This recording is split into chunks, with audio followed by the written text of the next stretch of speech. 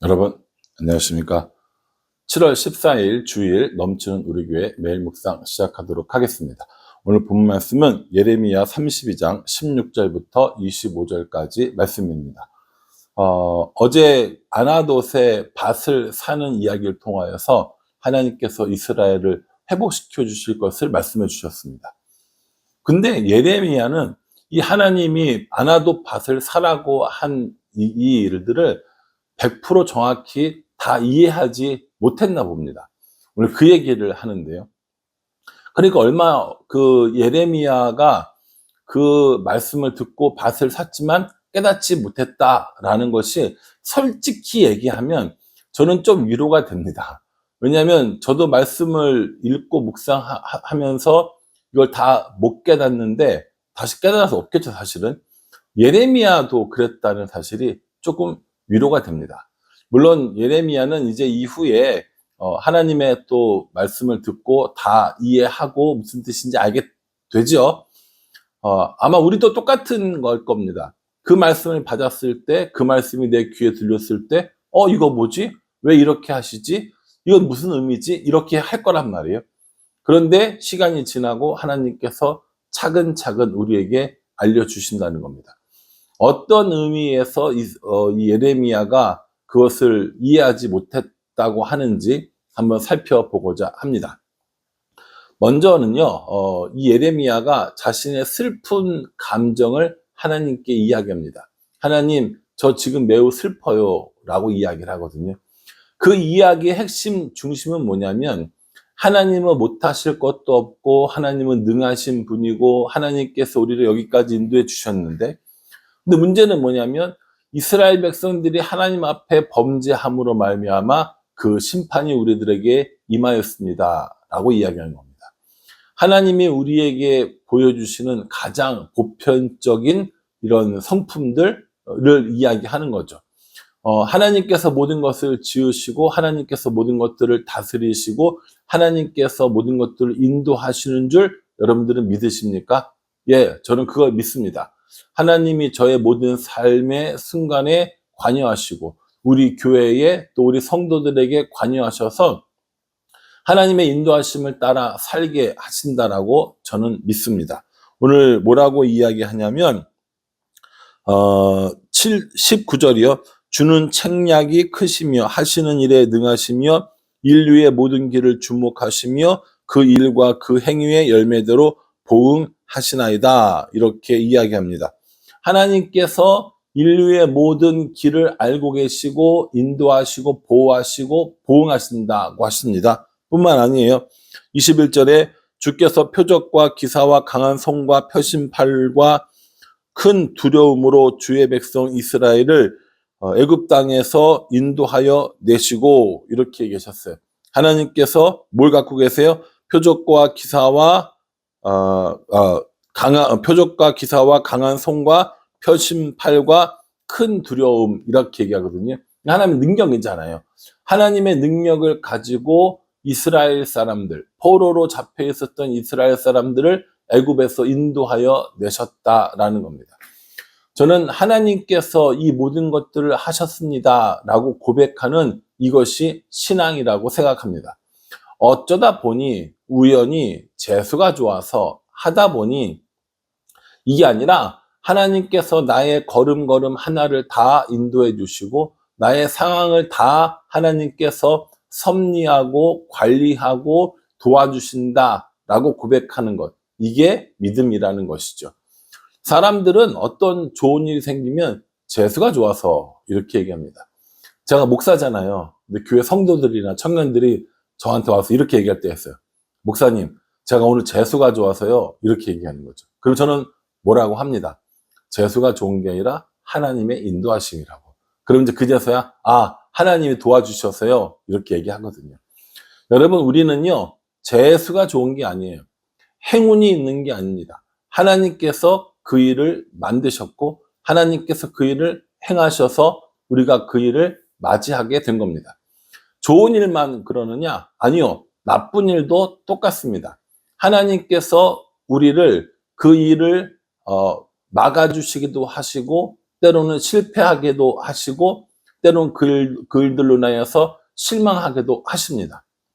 그러니 우리와 우리의 삶의 모든 일들이 다 하나님 손에 있음을 고백하는 겁니다.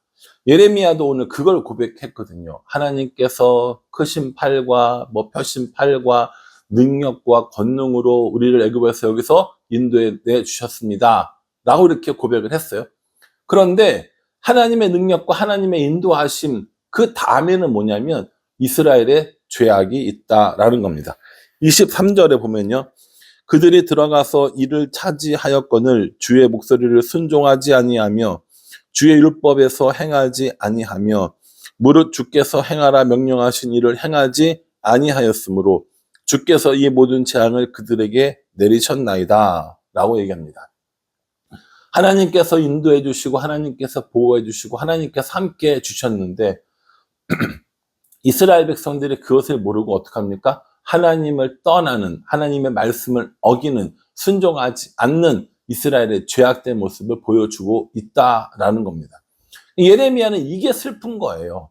하나님의 그 능력을 믿지 못하고 하나님 안에 거하지 못하고 오히려 하나님 앞에 범죄하고 배반하고 하나님의 말씀을 떠나는 이스라엘 모습이 너무 슬픈 겁니다. 그로 인해서 하나님이 어떻게 합니까? 심판을 베풀어 주시는 거죠.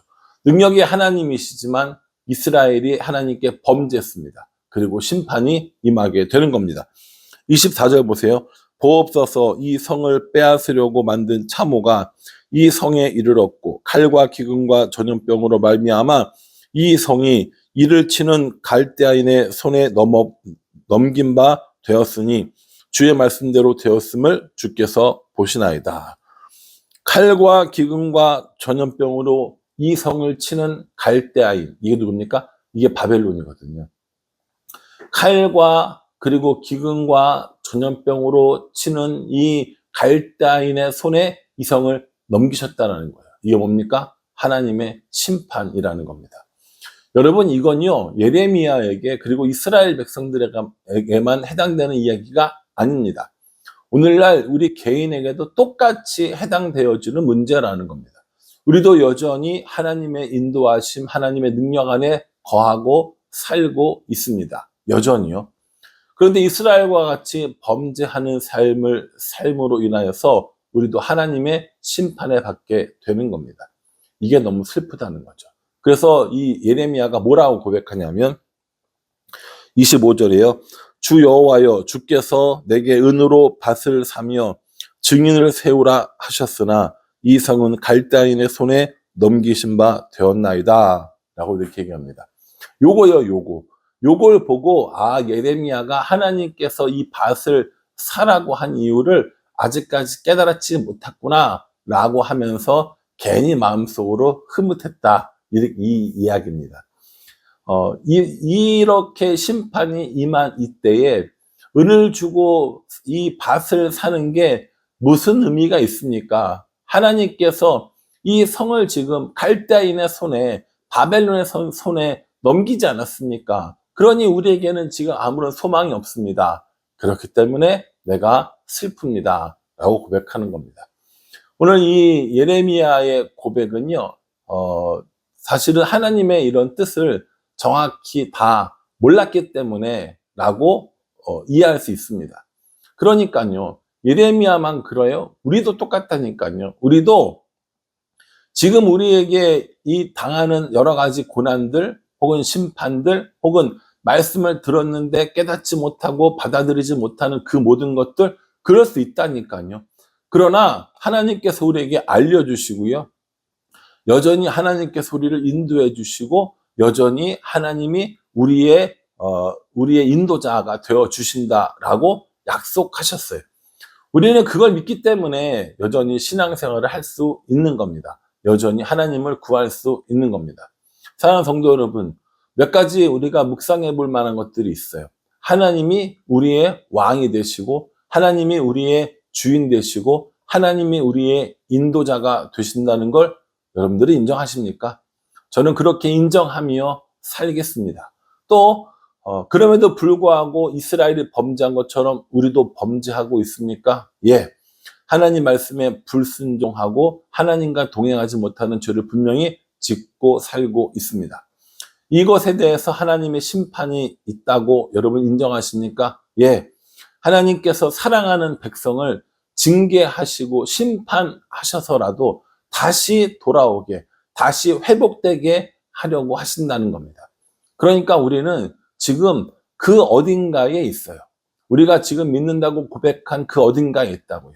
능력이 하나님을 만나고 능력이 하나님을 찬양하는 순간일 수도 있고요. 또는 하나님의 말씀에 불순종해서 여러 가지 죄악 가운데 있어서 하나님의 심판을 당하는 경우일 수도 있고요.